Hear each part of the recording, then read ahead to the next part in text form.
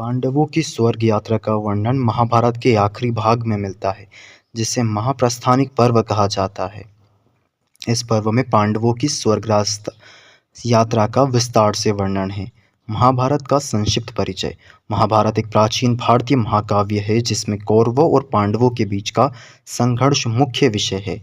यह केवल एक युद्ध कथा नहीं है, बल्कि इसमें धर्म, नीति और जीवन के अनेक पहलुओं का गहन विश्लेषण किया गया है।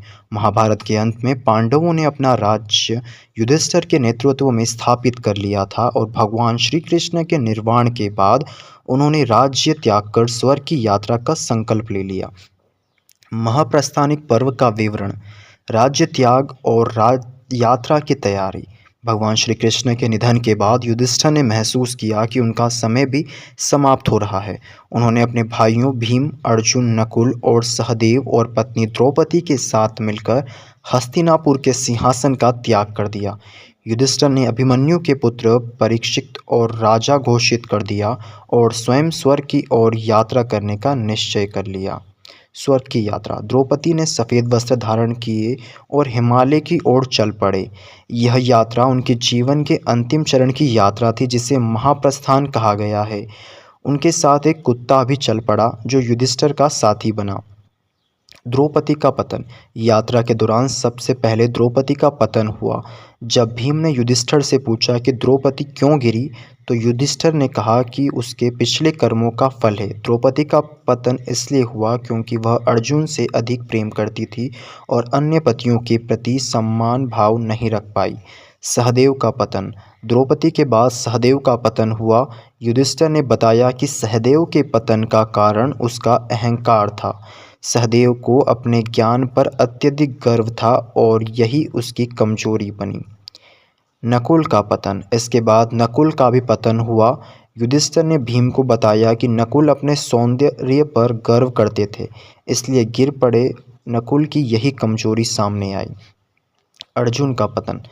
फिर अर्जुन का पतन हुआ। अर्जुन अपने शौर्य और वीरता पर अत्यधिक गर्व करते थे। युधिष्ठिर ने कहा कि अर्जुन को अपनी तीरंदाजी पर बहुत अहंकार था और उन्होंने कई बार अपने वचनों का पालन नहीं किया, जिसके कारण उन्हें यह परिणाम भोगना पड़ा। भीम का पतन। आखिर में भीम का भी पतन हुआ। युधिष्ठिर ने बताया कि भीम का पतन उसके भोजन के प्रति अत्यधिक प्रेम और क्रोध के कारण हुआ। भीम ने हमेशा अपने भोजन की इच्छा को सर्वोपरि रखा और अपने क्रोध पर नियंत्रण नहीं रखा। युधिष्ठिर का स्वर्गारोहण। अब युधिष्ठिर अकेले रह गए और उनके साथ केवल कुत्ता था और उनकी यात्रा के दौरान उसने उनका साथ नहीं छोड़ा। युधिष्ठिर ने अपनी यात्रा जारी रखी और अंत में वह स्वर्ग की ओर बढ़े। रास्ते में इंद्र प्रकट हुए और युधिष्ठिर को अपने साथ स्वर्ग चलने का निमंत्रण दिया। युधिष्ठिर ने इंद्र से कहा कि वे अपने कुत्ते को छोड़कर नहीं जा सकते। तब इंद्र ने उन्हें बताया कि यह कुत्ता वास्तव में धर्मराज यमराज है, जो उनकी धर्मनिष्ठा की परीक्षा ले रहे थे। स्वर्ग का दृश्य। युधिष्ठिर जब स्वर्ग पहुँचे तो उन्होंने देखा कि उनके सभी भाई और द्रौपदी वहाँ नहीं है।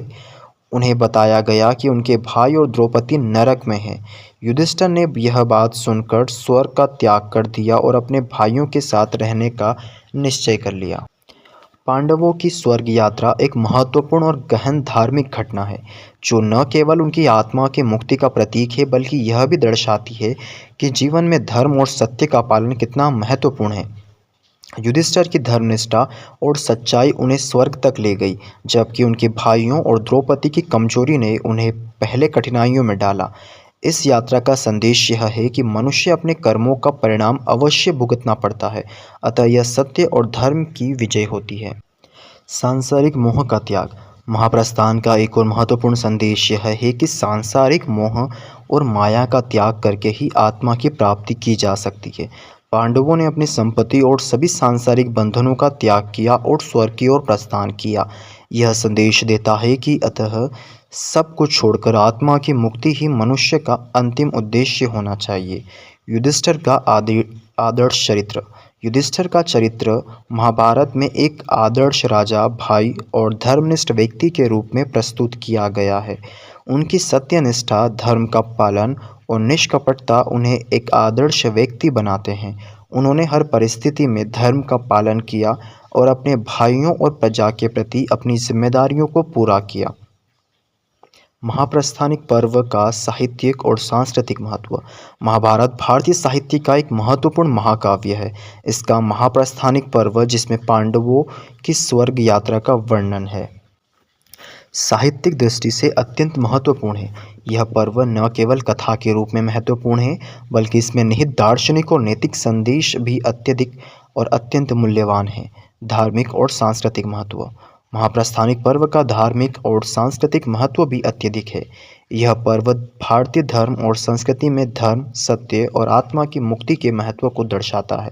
भारतीय समाज में यह मान्यता है कि मनुष्य को अपने कर्मों का फल अवश्य भुगतना पड़ता है, अतः सत्य और धर्म की ही विजय होती है।